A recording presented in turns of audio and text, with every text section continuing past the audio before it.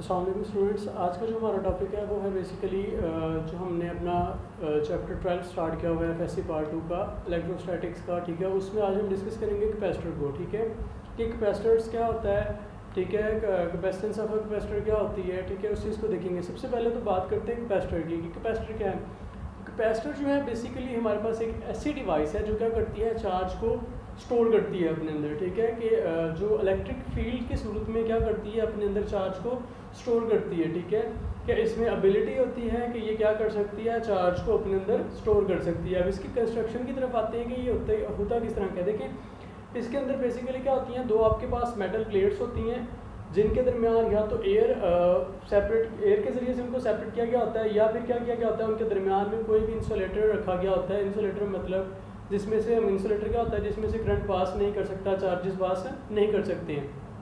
ठीक है, तो फॉर एग्जांपल मैं कहता हूँ कि मेरे जो दो हैंड्स हैं ये प्लेट्स हैं। ठीक है, तो प्लेट्स अगर इस तरह से हैं, इनके दरमियान में एयर वैक्यूम है, तो फिर क्या मतलब या तो इनके दरमियान एयर या वैक्यूम होगा इलेक्ट्रिक मटेरियल जो होता है। ठीक है, या फिर क्या होगा कि इनके दरमियान में कोई भी चीज़ रख देता हूँ, जैसे मैं पेस्ट रख देता हूँ। ठीक है, कोई भी इंसुलेटर रख देता हूँ। ठीक है, तो वो होता है। ठीक है, अब क्या होता है कि आपके पास जो दो प्लेट्स होती हैं, आप उनको क्या करते हो, बैटरी के टर्मिनल से कनेक्ट कर देते हो। जब आप बैटरी के टर्मिनल से कनेक्ट करते हो तो जिस बैटरी जो टर्मिनल पॉजिटिव साइड से कनेक्टेड होता है, ठीक है, उसके ऊपर पॉजिटिव चार्ज आता है, और जो नेगेटिव साइड पे कनेक्ट होता है उसके ऊपर नेगेटिव चार्ज आता है। देखिए बैटरी को कैपेसिटर को चार्ज करने के लिए हमेशा क्या करते हैं, हम डीसी करंट को ही यूज़ करते हैं। ठीक है, उससे क्या होता है कि करंट की डायरेक्शन चेंज नहीं होती है, चार्जेस एक साइड पे मूव करते हैं, तो हमारे पास एक साइड पे क्या आता है, प्रॉपर्ली पॉजिटिव चार्ज आ जाता है, और दूसरी पे क्या आता है, प्रॉपर्ली नेगेटिव चार्ज आ जाता है। ठीक है, और जब इन दोनों के ऊपर चार्ज आ जाता है, दोनों प्लेट्स के ऊपर चार्ज आ जाता है, तो इनके दरमियान एक पोटेंशियल डिफरेंस क्रिएट हो जाता है। ठीक है, कि ये हायर पोटेंशियल बन जाता है, ये लोअर पोटेंशियल बन जाता है, तो इनके दरमियान क्या आ जाता है, पोटेंशियल डिफरेंस प्रोड्यूस हो जाता है। ठीक है, अब देखिए जब हम बैटरी से वोल्टेजेस इसको देते हैं, तो जितनी ज़्यादा आप बैटरी के वोल्टेजेस बढ़ाओगे, बैटरी में उतनी ही ज़्यादा एबिलिटी होगी कि वो इनके ऊपर उतना ही ज़्यादा चार्ज क्या करेगी, डेवलप करेगी। बेसिकली ये हो गया कि बैटरी क्या करेगी, यहाँ से पॉजिटिव चार्जेस को इसके ऊपर डेवलप करेगी, ये इस प्लेट के ऊपर नेगेटिव चार्ज आ जाएगा, इसके ऊपर क्या आ जाएगा, पॉजिटिव चार्ज आ जाएगा। अगर तो हमारी बैटरी की एबिलिटी, बैटरी के वोल्टेजेस जो हैं वो कम है, तो फिर कम चार्जेस इन प्लेट्स के ऊपर आएंगे और पोटेंशियल डिफरेंस भी क्या होगा, कम होगा। अगर बैटरी के अंदर ज़्यादा एनर्जी है तो फिर वो ज़्यादा चार्जेस को क्या करेगी, प्रोड्यूस करेगी दोनों टर्मिनल प्लेट्स के ऊपर। तो जिससे क्या होगा कि जो हमारे पास चार्ज होगा वो भी क्या होगा, ज़्यादा स्टोर होगा। तो इसका मतलब है कि जो हमारे पास कैपेसिटर होता है, उसकी जो कैपेसिटर के ऊपर चार्ज होता है वो डायरेक्टली प्रोपोर्शनल होता है कि इसके वोल्टेजेस के। ठीक है, कि क्यों हमारे पास क्या होता है, डायरेक्टली प्रोपोर्शनल होता है कि इसके वी के, क्योंकि हमारे पास जो चार्ज है वो डायरेक्टली प्रोपोर्शनल है पोटेंशियल डिफरेंस के, कि जितना ज़्यादा पोटेंशियल डिफरेंस आप दोगे उतना ही ज़्यादा क्या होगा, हमारे पास जो कैपेसिटर के ऊपर है चार्ज डेवलप होगा। जब हम इसको अगर हम कहते हैं कि हमारी प्लेट्स के दरमियान जो मीडियम है वो क्या है, एयर है, वैक्यूम है, तो ठीक है, तो फिर हमारे पास क्या होगा, Q इक्वल आ जाएगा C वैक्यूम और V। ठीक है, अब यहाँ से C क्या है, असल में ये कांस्टेंट ऑफ प्रोपोर्शनैलिटी को रिमूव किया तो C आता है, और ये C क्या है, ये कैपेसिटेंस होती है कैपेसिटर की। ठीक है, capacitance of a capacitor. Capacitance of a capacitor से क्या मतलब है, कैपेसिटेंस ऑफ अ कैपेसिटर से मतलब ये है कि उस कैपेसिटर के चार्ज को स्टोर करने की एबिलिटी। ठीक है, तो जितनी ज़्यादा चार्ज को स्टोर करने की एबिलिटी होगी किसी कैपेसिटर की, उतना ही वो क्या करेगा, उसके ऊपर ज़्यादा चार्ज होगा। तो यहाँ से हम अगर C की वैल्यू को निकालना चाहते हैं कि कैपेसिटेंस किसके इक्वल है, तो C वैक्यूम जो मेरे पास आता है वो इक्वल आता है Q ओवर V के इक्वल आ जाता है। देखिए V इधर ही इधर मल्टीप्लाई और इधर आके क्या हो जाएगा, डिवाइड हो जाएगा, और C हमारे पास क्या हो जाएगा, सेपरेट हो जाएगा। हमने C को सेपरेट करना है, तो C किसके इक्वल आता है, Q ओवर V के इक्वल आता है। इसका मतलब है कि जो हमारी कैपेसिटेंस है वो इक्वल आ जाती है Q ओवर V के। कब, जब हमारे पास दोनों जो हमारे पास मटेरियल्स हैं, दोनों हमारे पास प्लेट्स हैं, उनके दरमियान में क्या है, वैक्यूम क्या है, एज ए इंसुलेटर है। ठीक है, अब देखें यहाँ से अगर मैं इसका जो कैपेसिटेंस होती है, इसका जो यूनिट होता है वो किसके इक्वल होता है, फैरेड के इक्वल होता है, और फैरेड किसके इक्वल आता है, यहाँ से देखें तो कैपेसिटेंस का यूनिट फैरेड होता है। ठीक है, 1 फैरेड किसके इक्वल आएगा, वो इक्वल आएगा जब आपके पास कॉलम का चार्ज क्या होगा, चार्ज के ऊपर जो चार्ज है वो कितना हो, 1 कॉलम हो, और पोटेंशियल डिफरेंस कितना हो, 1 वोल्ट हो।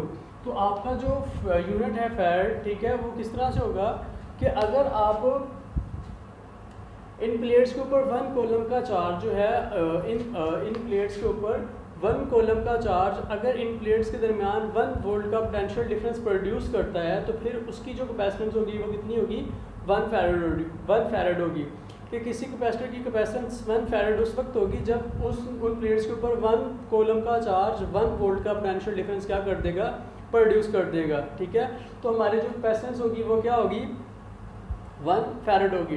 ठीक है, 2 फैराड कब आएगी कि जब आपके पास 2 कॉलम चार्ज 1 वोल्ट का पोटेंशियल डिफरेंस प्रोड्यूस कर देता है तो हमारे पास कैपेसिटेंस कितनी हो जाएगी 2 फैराड के इक्वल हो जाएगी। ठीक है, तो अब जो फैराड था वो क्योंकि बड़ा यूनिट था, ठीक है, तो जो कैपेसिटेंस होती है वो क्या होती है, हम उसको स्मॉल यूनिट्स में मेजर करते हैं। जैसे कि हमारे पास माइक्रो फैराड है और पिको फैराड है। माइक्रो किसके इक्वल होता है, 1 माइक्रो फैराड किसके इक्वल आएगा, 1 माइक्रो फैराड हमारे पास इक्वल होता है 1 माइक्रो फैराड जो है हमारे पास इक्वल होता है 10⁻⁶ फैराड की। और जो हमारे पास 1 पिको फैराड होता है वो किसके इक्वल होता है, वो इक्वल होता है 10⁻⁻12 फैराड की। ठीक है, तो जो अगर हमारे पास अगर आपको कहा जाता है, ठीक है, कि आपको कहा जाता है कि किसी कैपेसिटर की कैपेसिटेंस आपने फाइंड करनी है, आपको चार्ज भी गिवन होता है, पोटेंशियल डिफरेंस भी गिवन कर दिया जाता है, तो फिर आप इस फार्मूले के जरिए से क्या कर सकते हैं, उनकी कैपेसिटेंस को कैलकुलेट कर सकते हैं। उसके बाद आते हैं हमारे पास जो है, अगर हमारे पास एक पैरेलल प्लेट कैपेसिटर है, ठीक है, उसकी अगर हमने कैपेसिटेंस को फाइंड करना हो तो किस तरह से फाइंड कर सकते हैं। पैरेलल प्लेट कैपेसिटर की सबसे पहले तो कंस्ट्रक्शन की तरफ आते हैं। उसमें क्या होगा कि आपके पास 2 मेटल प्लेट्स होंगी जो बिल्कुल एक दूसरे के क्या होंगी, पैरेलल होंगी। उनके दरमियान जो मीडियम होगा, डाइलेक्ट्रिक जो होगा, इंसुलेटर होगा, या तो वैक्यूम हो सकती है या फिर क्या हो सकता है कोई भी डाइलेक्ट्रिक मीडियम, जैसे कि कागज़, पेपर वगैरह आप क्या कर देते हो उसके दरमियान रख देते हो। ठीक है, उस चीज़ की तरफ आते हैं। देखिए हम क्या कर लेते हैं, हम सपोज कर लेते हैं कि हमारे पास क्या है, एक पैरेलल प्लेट कैपेसिटर है। ठीक है, अब पैरेलल प्लेट कैपेसिटर है, लेट कर लेते हैं कि हमारे पास वो जो 2 प्लेट्स हैं वो यही हैं। ठीक है, अब इनका हम सपोज कर लेते हैं इन दोनों के दरमियान जो डिस्टेंस है वो d है और इनका जो क्रॉस सेक्शनल एरिया है वो कितना है, a है। कि इन 2 प्लेट्स के दरमियान जो पोटेंशियल डिफरेंस है वो कितना है, d है। ठीक है, और सॉरी इन दोनों के दरमियान जो डिस्टेंस है वो कितना है, d है। और इनके ऊपर इनका जो क्रॉस सेक्शनल एरिया है इन प्लेट्स का वो क्या है, a है। ठीक है, एरिया आपके पास क्या है, क्रॉस सेक्शनल एरिया a है, डिस्टेंस आपके पास दोनों प्लेट्स के दरमियान में कितना है, d है। ठीक है, अब हमारे पास जो फार्मूला आता है, देखिए हमारे पास क्या होगा कि अगर हम इन 2 प्लेट्स के ऊपर चार्ज को डेवलप करेंगे तो हमने पढ़ा कि जो हमारे पास कैपेसिटेंस है, जो मतलब जो चार्ज होगा वो डायरेक्टली प्रोपोर्शनल होगा वोल्टेजेस के, कि जितना हम इन पैरेलल प्लेट्स को वोल्टेजेस देंगे उतना ही इनके ऊपर क्या आएगा, ज़्यादा चार्ज आएगा। तो मेरे पास जो फार्मूला आएगा चार्ज का, उसमें क्या होगा, देखिए उससे मेरे पास क्या आएगा, उसमें मेरे पास आएगा कि सी वैक्यूम। अब सी वैक्यूम क्या हम क्या कर रहे हैं, हम कैपेसिटेंस को कैलकुलेट कर रहे हैं, पैरेलल प्लेट कैपेसिटर की कैपेसिटेंस को कैलकुलेट करने जा रहे हैं। तो हमारे पास जो कैपेसिटेंस का फार्मूला आता है वो क्या आता है कि सी वैक्यूम किसके इक्वल आता है जी, हमारे पास Q/V के इक्वल आता है। ठीक है, कि किसके इक्वल आता है, Q/V के इक्वल आता है। और हमने पढ़ा था जब हमने पीछे टॉपिक किया था, जो हमने पढ़ा था कि electric field intensity as a potential gradient, तो उसमें हमने पढ़ा था कि हमारे पास जो V होता है, E होता है, वो किसके इक्वल होता है, V/D के इक्वल होता है। तो यहाँ से अगर मैं V की वैल्यू निकालता हूँ तो मेरे पास V किसके इक्वल आता है, E/D के इक्वल आता है। ठीक है, तो मेरे पास V किसके इक्वल आता है, E/D के इक्वल आता है। और मैंने फिर जब हमने जब कहा कि अगर हमारे पास एक वो शीट ऑफ चार्जेस है, ठीक है, जो पैरेलल प्लेट्स हैं हमारे पास, उनके ऊपर चार्जेस है, जब हमने गाज की 3rd एप्लीकेशन की थी तो वहाँ पे हमने पढ़ा था कि हमारे पास अगर आपके पास 2 पैरेलल प्लेट्स हैं, उनके ऊपर अपोजिट चार्ज है, तो उनके दरमियान जो इलेक्ट्रिक फील्ड इंटेंसिटी होती है, आप उसको किस तरह से लिख रहे थे, उसको आपने लिखा था कि वो किसके इक्वल आती है हमारे पास, वो हमने कहा था σ/ε0 की इक्वल आती है। ठीक है, कि वो इसके इक्वल आती है। और सिग्मा की क्या वैल्यू होती है, हमने पढ़ा था कि सिग्मा बेसिकली इक्वल होता है Q/A के यूनिट एरिया में जितना चार्ज होता है। तो मेरे पास ये चीज़ आती है। ठीक है, अब मुझे क्या करना है, मुझे असल में क्या करना है, यहाँ से सी वैक्यूम जो कैपेसिटेंस है उसको कैलकुलेट करना है। तो मैं यहाँ पे V की जो वैल्यू है वो पुट करता हूँ, तो मेरे पास V किसके इक्वल आता है, V मेरे पास आता है Q/E/D के इक्वल आ जाता है। ठीक है, Q = E/D के इक्वल आ जाता है। ओके, तो यहाँ से मैंने b की वैल्यू को मैं यहाँ पे पुट कर लेता हूँ, तो मेरे पास इक्वेशन बन जाती है C vacuum is equal to Q over D, ठीक है। अब मैंने E की वैल्यू को यहाँ पे पुट कर दिया, मुझे बेसिकली यहाँ पे Q की वैल्यू को पुट करना है। तो अगर मैं ये वाली इक्वेशन देखता हूँ तो यहाँ से मेरे पास क्या आता है कि यहाँ से मैं लिख सकता हूँ कि ये वाली जो मेरी इक्वेशन है वो इम्प्लाइज करती है कि अगर मैं यहाँ से सिग्मा की वैल्यू निकालता हूँ तो ये इधर डिवाइड हो रहा है, इधर आके क्या हो जाता है, मल्टीप्लाई हो जाता है। तो यहाँ से मेरे पास सिग्मा किसके इक्वल आता है, ये इधर डिवाइड हो रहा था, इधर आके क्या हो जाता है, मल्टीप्लाई हो जाता है। तो सिग्मा आता है मेरे पास E एप्सिलॉन नॉट के इक्वल आ जाता है, ठीक है। अब ये एप्सिलॉन नॉट के इक्वल आ जाता है।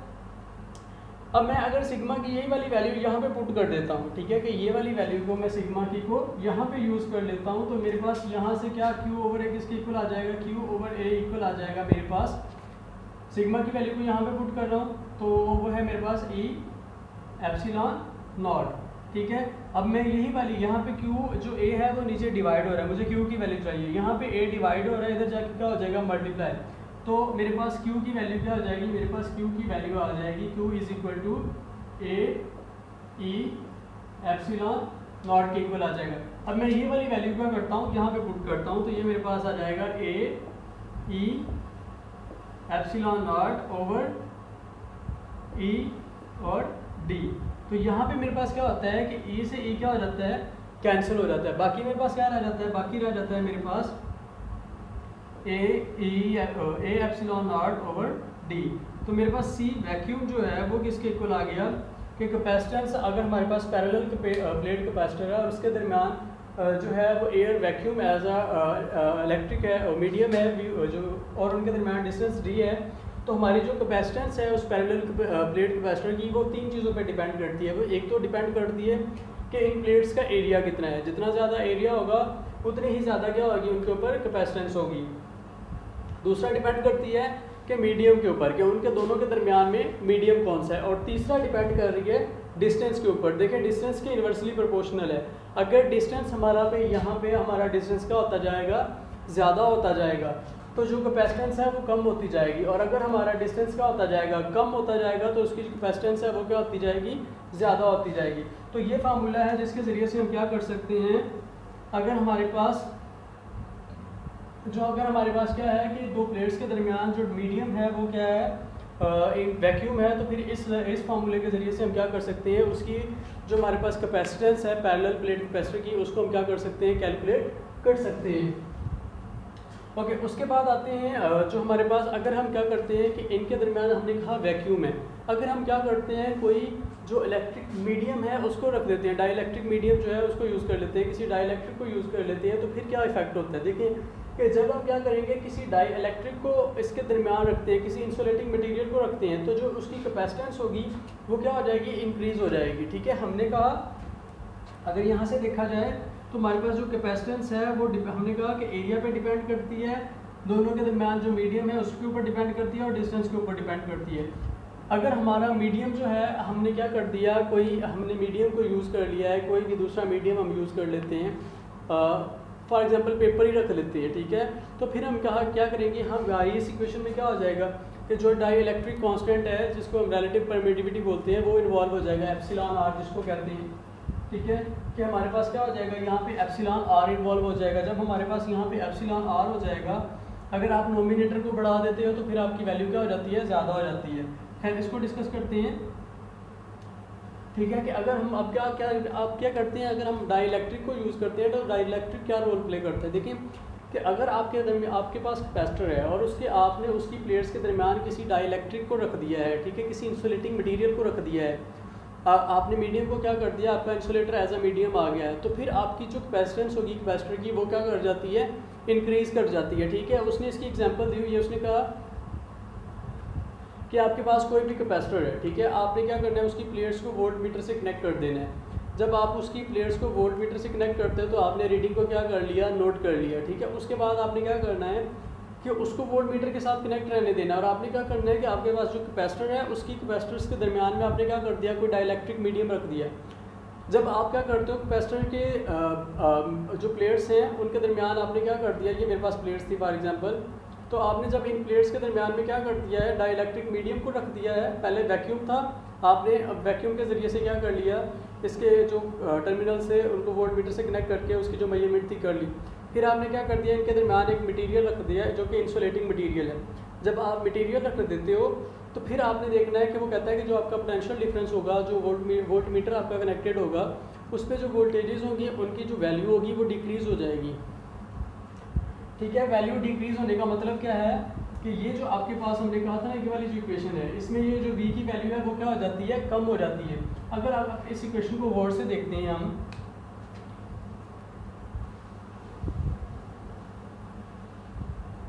अगर हम अपनी इस इक्वेशन को गौर से देखते हैं, अगर मैं यहाँ पे v की वैल्यू को कम कर देता हूँ, देखें जब आपके पास डिनोमिनेटर है, फॉर एग्जांपल मैं कहता हूँ कि मेरे पास इक्वेशन है 4/4, ठीक है, हम कहते हैं कि ये मेरे पास चार्ज भी था 4 और वोल्टेजेस भी 4 थे, तो आपका आंसर आता है 1। ठीक है, जब आपका वोल्टेजेस हो जाते हैं कम, 4 से वो हो जाते हैं 2, तो आपका आंसर क्या आता है, 2 आता है। तो वैल्यू आपकी क्या हो गई है, बढ़ गई है। तो वो ये कहता है कि जब आप कहता है कि दूसरी मरतबा उसके दरमियान प्लेट्स के दरमियान कोई मीडियम रखते हो तो वोल्ट मीटर की जो रीडिंग होती है वो क्या हो जाती है, कम हो जाती है। इसका मतलब है कि वोल्टेजेस क्या हो गए हैं, कम हो गए। अगर वोल्टेजेस कम हो गए हैं तो फिर इस इक्वेशन के ज़रिए से हमारी जो कैपेसिटेंस है वो क्या हो गई है, इंक्रीज़ हो गई है। इसका मतलब है कि वैक्यूम की बजाय अगर आप क्या कर देते हो, यहाँ पे कोई मीडियम रख देते हो, मीडियम रखने से क्या होता है, उसकी जो कैपेसिटेंस है, ठीक है, उसमें क्या हो जाता है, इंक्रीमेंट हो जाता है। जब आपकी कैपेसिटेंस में इंक्रीमेंट होता है, ठीक है, तो फिर वो कहता है कि यहाँ पे क्या आ जाता है कि आपके पास जो मीडियम का, हमने कहा ना कि मीडियम के ऊपर डिपेंड करती है, इस फार्मूले से देख के हमने कहा कि मीडियम पे डिपेंड करती है।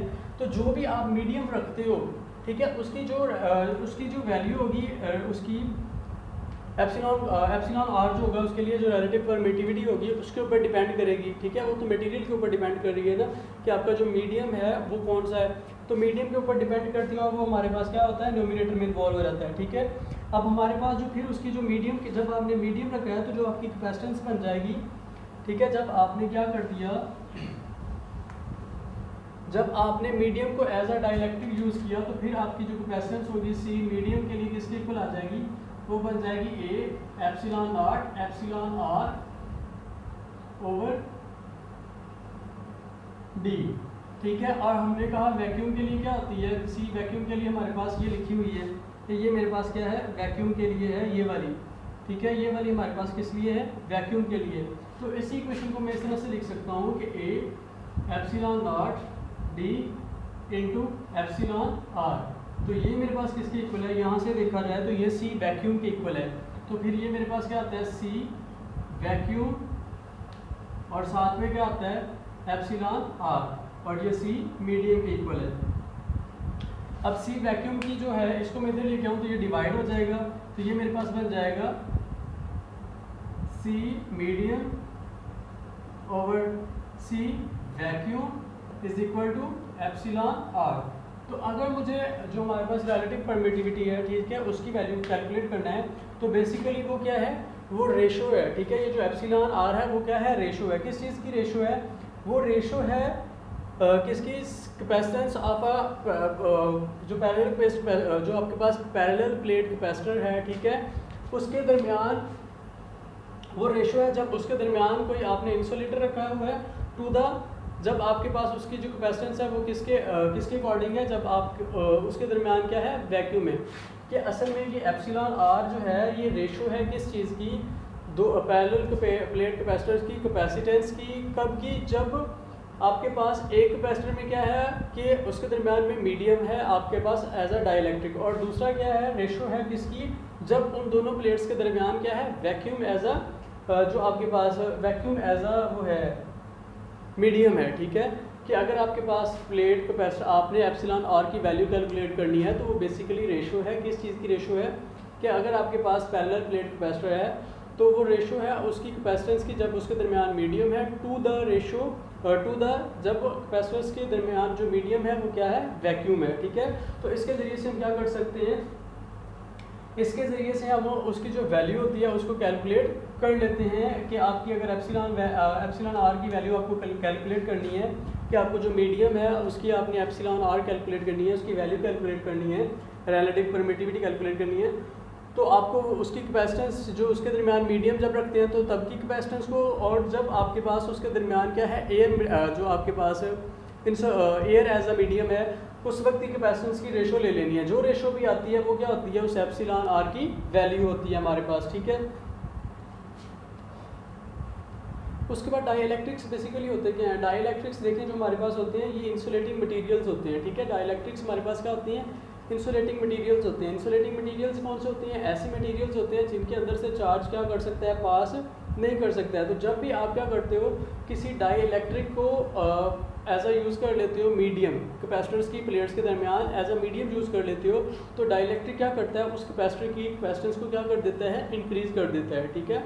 तो बेसिकली जब हम किसी, हमारे पास तो ये एमसीक्यूज है कि अगर हमारे पास एक कैपेसिटर है, ठीक है, जिसकी प्लेट्स सेम है, एक कैपेसिटर है, उसके दरमियान हमने क्या कर दिया है, मीडियम को रख दिया है, कोई इंसुलेटिंग मटीरियल रख दिया हुआ है, ठीक है, मीडियम के तौर पे, और आपके पास सेम ऐसा ही एक और कैपेसिटर है जिसके दरमियान एयर को आपने मीडियम के तौर पे रखा हुआ है, तो फिर जो कैपेसिटेंस होगी वो किसकी ज़्यादा होगी, तो मीडियम वाला जिसके अंदर आपने इंसुलेटिंग मटेरियल को रखा हुआ है उसकी कैपेसिटेंस ज़्यादा होगी, और जिसके अंदर एयर एज अ मीडियम है उसकी कैपेसिटेंस क्या होगी, कम होगी, ठीक है। तो बेसिकली अब यहाँ पे डाइइलेक्ट्रिक के बारे में भी होगी कि डाइइलेक्ट्रिक हमारे पास क्या होते हैं, इंसुलेटर मटेरियल्स होते हैं, ठीक है। तो आज का जो टॉपिक था हमारा बेसिकली ये कैपेसिटर से रिलेटेड था। अगले में हम पढ़ेंगे कि इलेक्ट्रिक पोलराइजेशन क्या होती है, उसको डिस्कस करेंगे, और फिर इंशाल्लाह जो हमारा इंशाल्लाह जो नेक्स्ट 2 लेक्चर्स हैं उनके दरमियान उनमें हम क्या करेंगे, अपने इस चैप्टर को कंप्लीट करने की कोशिश करेंगे, और उसके बाद हम क्या करेंगे, अपना नया चैप्टर स्टार्ट करेंगे और साथ ही साथ इसके न्यूमेरिकल्स को डिस्कस कर लेंगे। तो इंशाल्लाह हम मिलेंगे अपने नए लेक्चर के साथ, तब तक के लिए क्या होता है, अल्लाह हाफिज़।